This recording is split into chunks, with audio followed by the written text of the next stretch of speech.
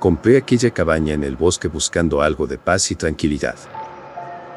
No ese tipo de relajación que a cada rato presumen en redes sociales, con una taza de café y una manta en el sofá. Hablo del silencio real, donde notas cuando arranca el refrigerador y el modo en que tus propias botas suenan distintos sobre las viejas tablas de pino. Book era parte de todo ese trato. Es un perro mestizo, de unos 20 kilos. Tiene una mancha blanca de pelaje en su pata delantera que parece un calcetín y una oreja doblada que nunca decidió qué forma quería tener. No es nada especial, realmente. No está entrenado. Es el tipo de perro que te trae una rama para jugar y luego se ofende cuando la lanzas. Se perdió durante una semana allá arriba y yo hice cada cosa que se me ocurrió intentando no entrar en pánico. Agitarle su bolsa de comida. Llamar su nombre hasta quedar ronco. Recorrer el límite del bosque con una lámpara y una linterna de aluminio barata que guardo en el cajón de las obras, de esa que devoran pilas triple A como si estuviera resentida con ellas. Dejé su manta en el porche. Le dejé comida afuera.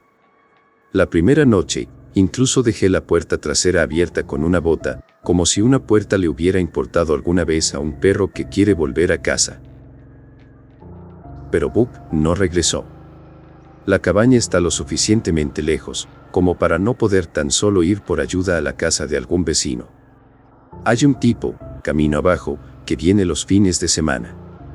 Solo lo conozco porque tiene un bote viejo bajo una lona y nunca saluda primero.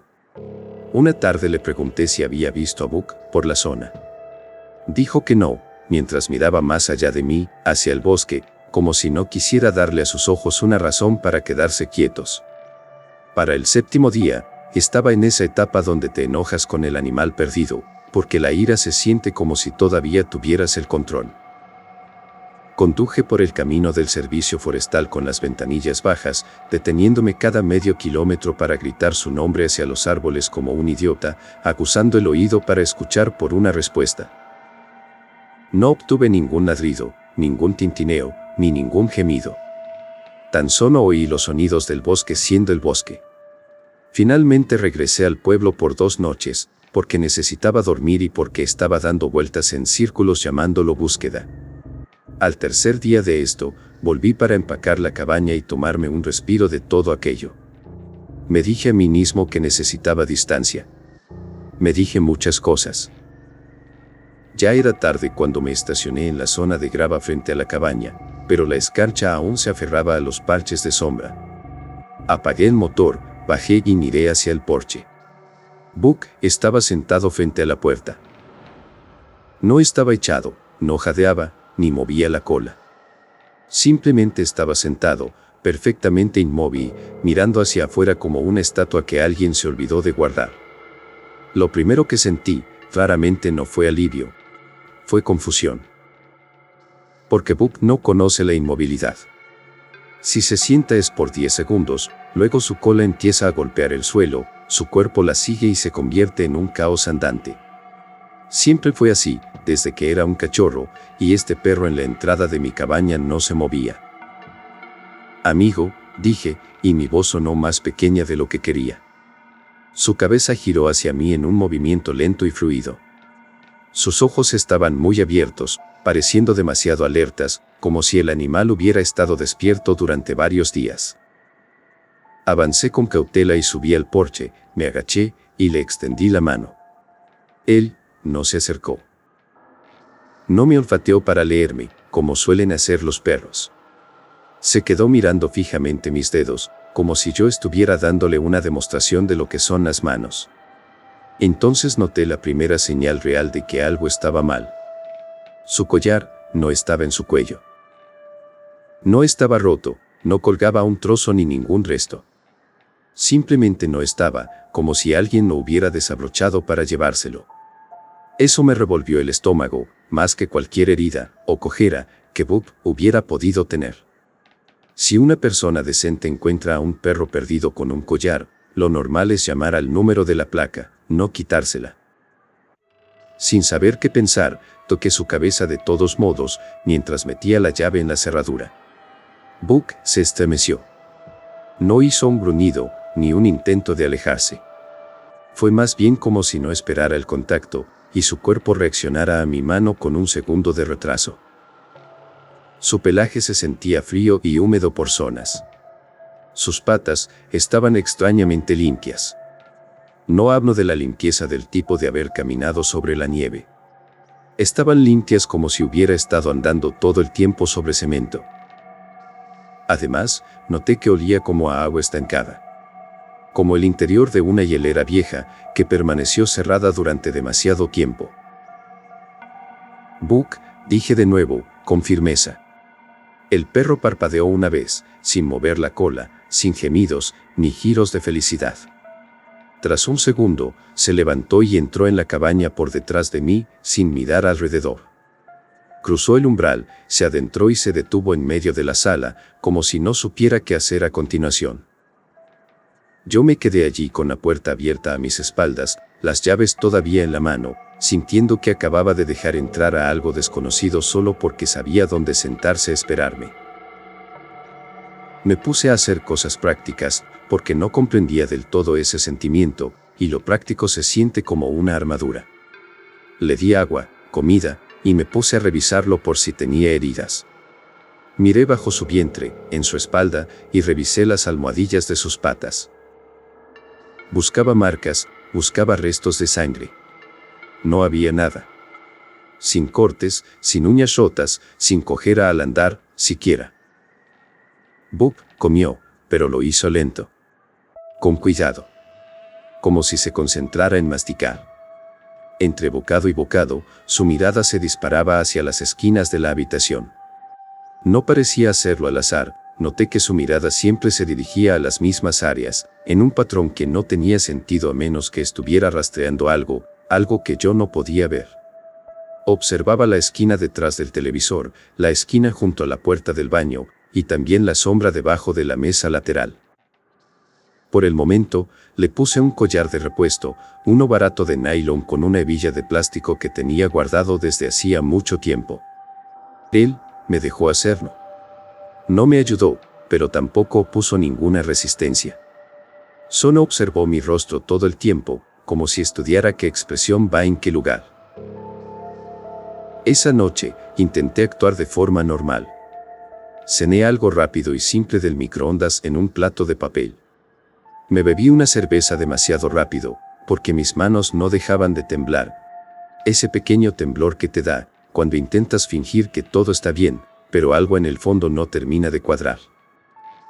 Book se mantuvo sentado en la sala, mirando hacia el pasillo todo el tiempo, sin dormir, sin pedir comida, y sin moverse. Solamente, observando. Cuando se hizo tarde y me fui por fin a acostar, dejé la puerta del cuarto entreabierta, como lo hacía siempre.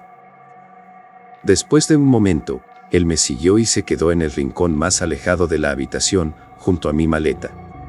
Y nada más se sentó allí, mirando de frente a la cama.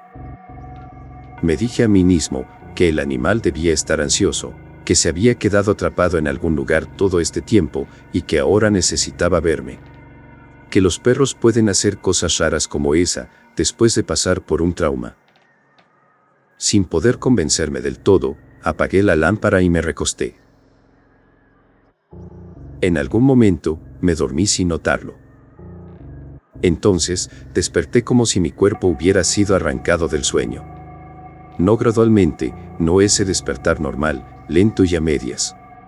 Desperté de golpe, con el corazón muy acelerado.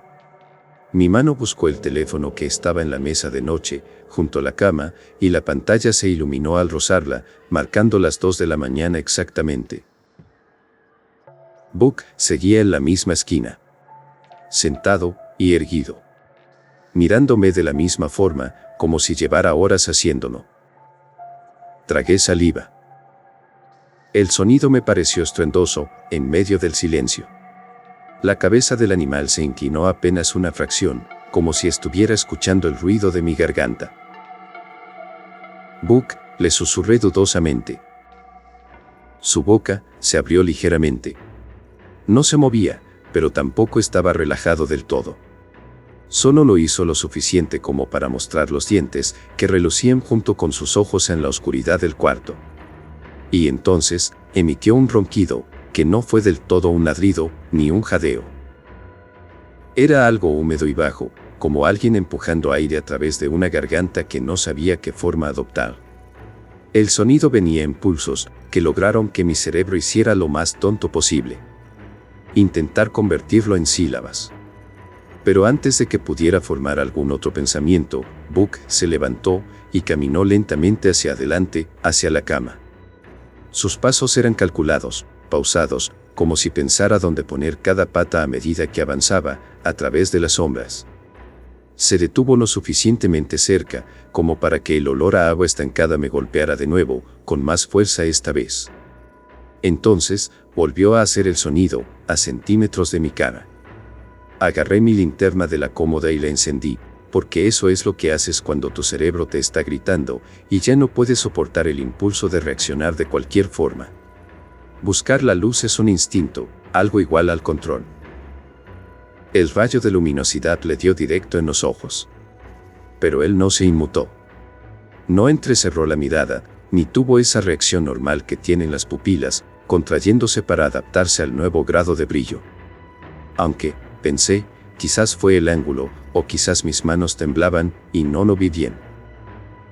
No te digo que soy un científico en un laboratorio. Te digo lo que presencié en ese momento, y en ese momento sentí que la luz no significaba absolutamente nada para él. Basta, dije, y mi voz se quebró. Deja ya de hacer eso. El animal giró entonces la cabeza hacia la puerta del cuarto, como si hubiera oído algo justo afuera de ella. Yo también escuché atentamente. Nada. Ni crujidos, ni ramas, ni siquiera el sonido del viento. Solo se oía mi propia respiración agitada, en medio de la noche. El perro me miró de nuevo, y luego volvió a sentarse en la esquina, como si el asunto hubiera terminado. No volví a dormir nada más después de todo eso. Me quedé sentado, con la linterna en mi regazo, hasta que sentí los ojos arenosos y la mandíbula me dolió de tanto apretarla. Por la mañana la cabaña se veía normal, en esa forma cruel en que lo hace la primera luz del día. Cuando salí a la sala, el sol se filtraba a través de la ventana polvorienta, revelando la estufa fría, y mi propio desorden en el mostrador. Buck estaba sentado junto al calentador de leña, mirando fijamente hacia el rincón donde la pared se une con el suelo. Intenté llamar al veterinario del pueblo. No tenía señal. Una mísera barra de conexión parpadeante en la pantalla, que desaparecía en cuanto pulsaba llamar.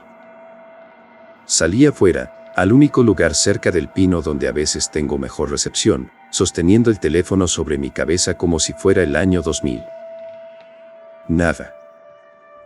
Durante todo el resto del día, Buck se la pasó mirando las esquinas, como si estuviera esperando con paciencia que algo se moviera en ese lugar.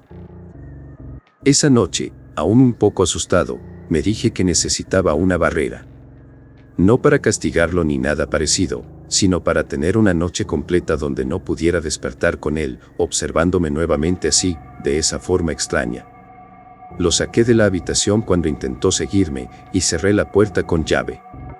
Tenía una de esas cerraduras baratas de un solo giro, que eran más para brindar privacidad que seguridad. Así que, también empujé una silla contra ella. El tipo de cosas que haces cuando sabes que estás siendo ridículo, pero no puedes evitar hacerlo de todos modos. Al principio, escuché que gimió como un perro normal. Eso me dolió en el pecho, no voy a mentir, porque el llanto de Buck siempre ha sido patético de una forma que funciona para ablandarte el corazón. Casi abro la puerta. Pero entonces, el llanto cambió. Se volvió más agudo, más controlado. Como alguien intentando con todas sus fuerzas imitar a un perro triste y pasándose de la raya. No hubo rasguños contra la madera, ni sonido de patas moviéndose. Solo ese llanto constante, al otro lado, que se sentía de alguna forma como si fuera una actuación. Me quedé sentado en la cama, mirando la puerta, esperando que mi cerebro se calmara.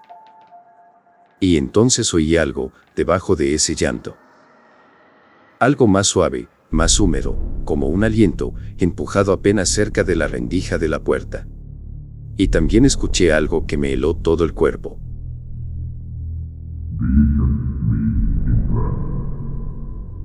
Contuve la respiración con tanta fuerza que me empezó a doler el pecho, y mis ojos parecían haberse olvidado de cómo parpadear. Entonces, vino de nuevo, más claro esta vez. Agarré mi teléfono con prisa, y lo puse a grabar. Mi mano temblaba tanto que la pantalla se veía borrosa. Lo acerqué a la rendija bajo la puerta, caminando sin hacer ni el más mínimo ruido, como si eso fuera a hacer que la realidad se manifestara en el audio, y lo dejé allí grabando toda la noche mientras volvía a la cama e intentaba no perder la cordura. Más tarde, ya de día, la grabación solo eran gemidos apagados y un par de golpes sordos aislados. No se podía identificar ninguna palabra clara en el audio. Nada que pudiera mostrarle a quien sea, señalar y decir, escúchenlo, no lo estoy imaginando. Pero en aquel momento, aquella noche, cuando estaba acurrucado abrazando la almohada, estoy seguro de que lo escuché. El llanto se detuvo. Hubo un silencio que duró varias eternidades. Después, repentinamente, la perilla de la puerta traqueteó. No lo hizo de la forma en la que lo haría si hubiera una pata resbalando sobre el metal del pomo. Era un traqueteo, como si algo la estuviera probando. La perilla giró hacia abajo y después volvió a su lugar. El seguro de la puerta no cedió. Yo no me moví ni un milímetro hasta que salió el sol. A la mañana siguiente, Buck estaba en la sala junto a la ventana, observando el bosque, como si hubiera estado allí toda la noche. En cuanto salí de la habitación, giró la cabeza hacia mí, lentamente. Su boca se abrió, un poco. Pero ningún sonido salió de ella. Solo mantuvo esa misma inmovilidad errónea. Ese fue el día en que debí tomar mis cosas y haberme largado de allí. En lugar de eso, hice lo que la gente hace cuando algo está mal y no quiere admitirlo. Traté con toda mi voluntad de normalizarlo. Limpié la cabaña toda la mañana. Me mantuve ocupado. Evité mirarlo demasiado tiempo. Me autoconvencí de que estaba escuchando cosas entre los gemidos de Buck, porque estaba cansado y asustado, y mi cerebro buscaba cualquier tipo de patrones donde no los había. A media tarde, cuando entré en la cocina, lo sorprendí brevemente apoyado contra la pared de cerca del gabinete, sobre sus patas traseras, como si se hubiera estado estirando intentando alcanzar algo en lo alto. En el momento en que hice ruido, bajó con rapidez al suelo y me miró como si lo hubiera interrumpido. Esa noche me senté en el sofá, con el televisor bajo y el teléfono en la mano, diciéndome que me quedaría despierto si no iba a la cama. Me dije que lo mantendría a la vista en todo momento. Me dije que se había acabado eso de ser tan estúpido. Pero, en algún punto, mis ojos inevitablemente se cerraron de todos modos. Desperté a la fuerza por un golpe estruendoso que hizo estremecer toda la cabaña. Un golpe que no venía de afuera. Venía desde adentro. Desde el otro lado de la puerta de mi dormitorio. Mientras intentaba procesar cómo era esto posible, ocurrió otro golpe. Más fuerte ahora. La madera gimió, de esa forma que lo hace cuando está a punto de ceder y quebrarse. Y entonces, Buck vociferó.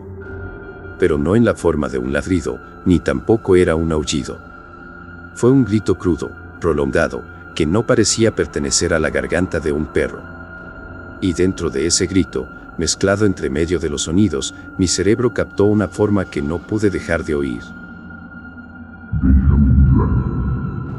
Me levanté, tan rápido que me golpeé la espinilla contra la mesa del centro, y apenas lo sentí. Miré alrededor en pánico, pero Buck no estaba en la sala.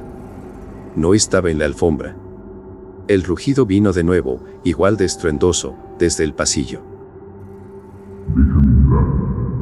La puerta de mi dormitorio se sacudía, como si algo estuviera lanzando todo su peso contra ella. Corrí sin pensar por el pasillo, descalzo, estúpido, desarmado. Mi cerebro seguía intentando darme explicaciones que encajaran. ¿Se trataba de un intruso? ¿De un oso o algún otro animal salvaje? Cualquier cosa. La perilla de la puerta traqueteó. Y después bajó, del todo. Entonces volvió a subir, y luego bajó de nuevo. Deliberadamente. La puerta recibió otro golpe, y esta vez, el lado de las bisagras crujió. Pude escuchar la madera astillándose aún más. El marco de la puerta tembló y se movió, como si estuviera a punto de ser arrancado por completo, con la siguiente arremetida.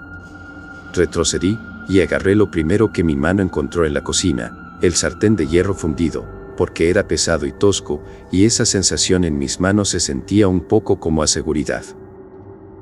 La puerta se abombó hacia adentro.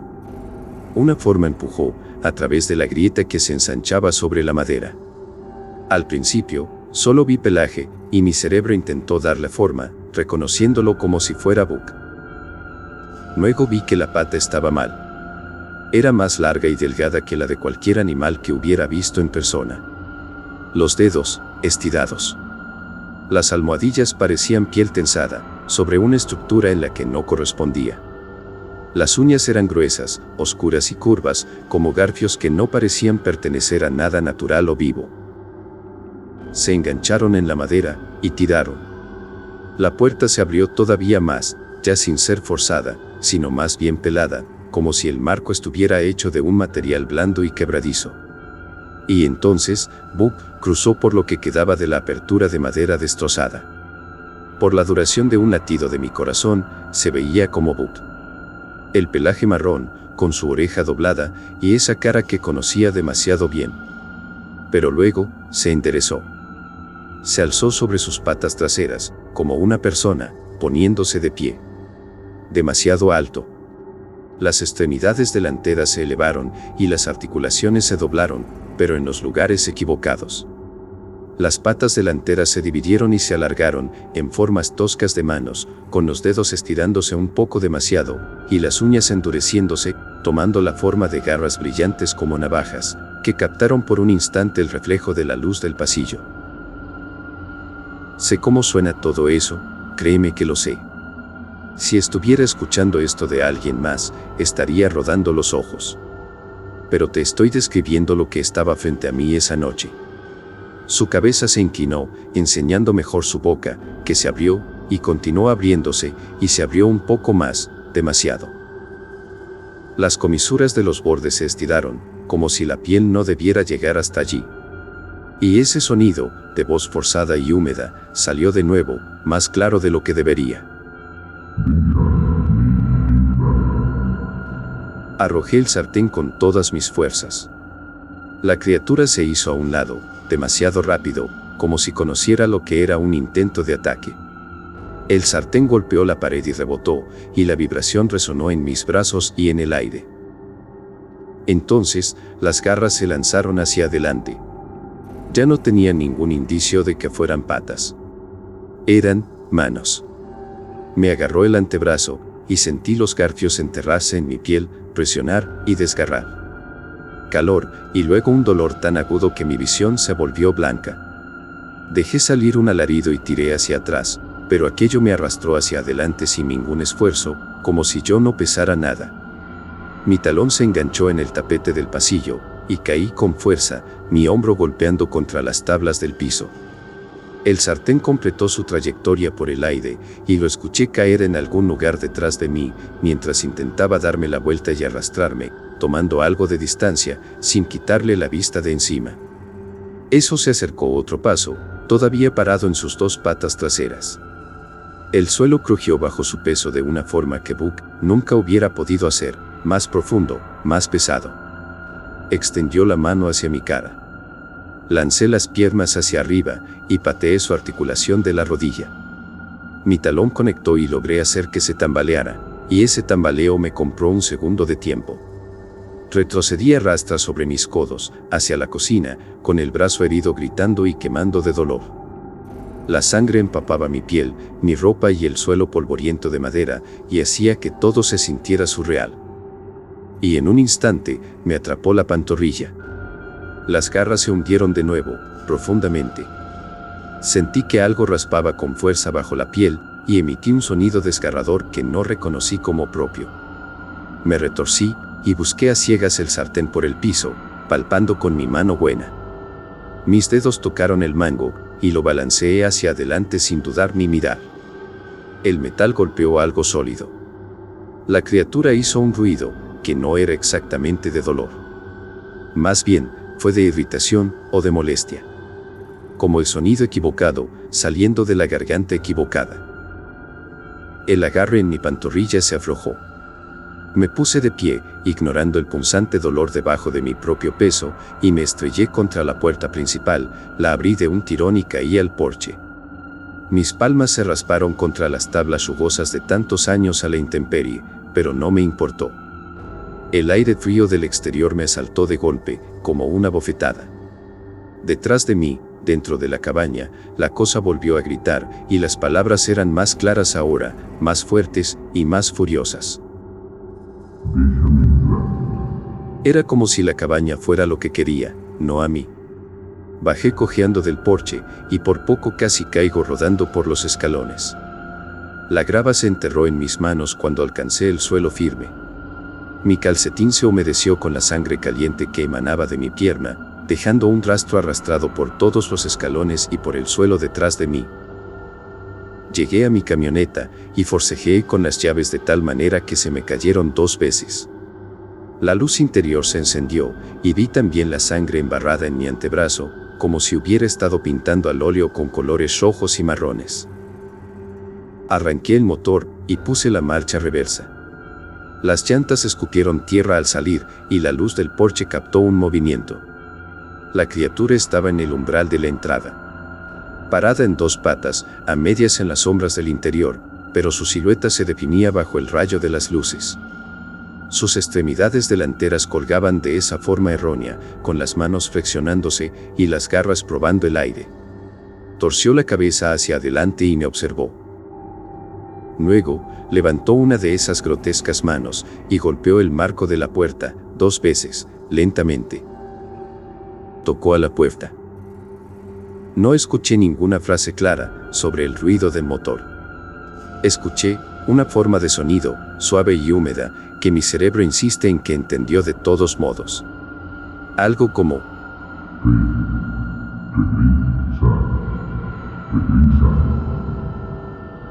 Conduje a brincos hasta que toqué pavimento, y mis manos empezaron a acalambrarse sobre el volante.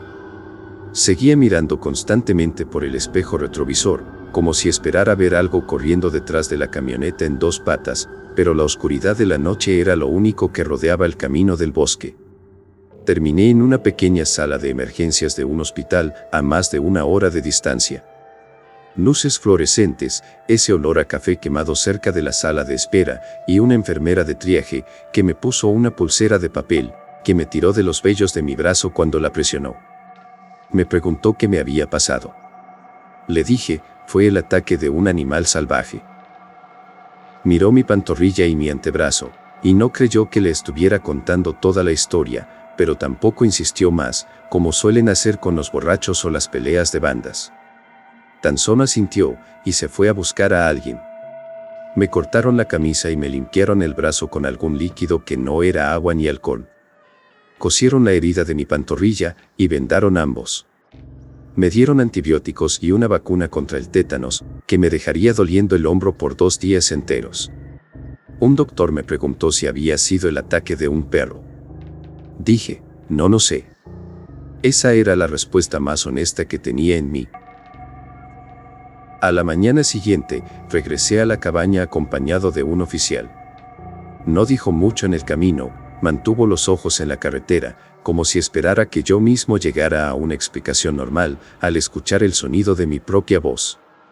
La luz del día hacía que la vivienda de madera se viera casi normal desde afuera, lo cual me hizo sentir aún peor mientras el oficial aparcaba la camioneta en la entrada. Como si la noche anterior hubiera sido un sueño, que yo estaba arrastrando hacia el sol de la mañana. Pero ya estando adentro, quedó claro que no fue solo un sueño. La puerta del dormitorio estaba astillada, partida en 2 y medio salida de su marco. Había surcos en la pared del pasillo a la altura de los hombros, líneas marcadas profundamente, como si alguien hubiera arrastrado algo metálico sobre el panel de yeso. Había sangre por todo el tapete. Sangre mía. En la alfombra de la sala, cerca de donde Buck solía dormir, yacía extendido su collar original, con sus placas todavía puestas. Sano y limpio, como nuevo, y como si lo hubieran lavado. El oficial lo levantó con 2 dedos, y me miró como si quisiera una explicación que encajara en el informe. ¿Dónde está el perro ahora?, preguntó. Miré hacia el pasillo abierto, y sentí que se me revolvía el estómago con esa náusea lenta que tiene el miedo cuando deja de correr. No estoy seguro, dije. Y era la verdad. Nunca más volví a ver a Buck. Terminé por vender la cabaña un mes después. Acepté una pérdida considerable de dinero, pero no discutí.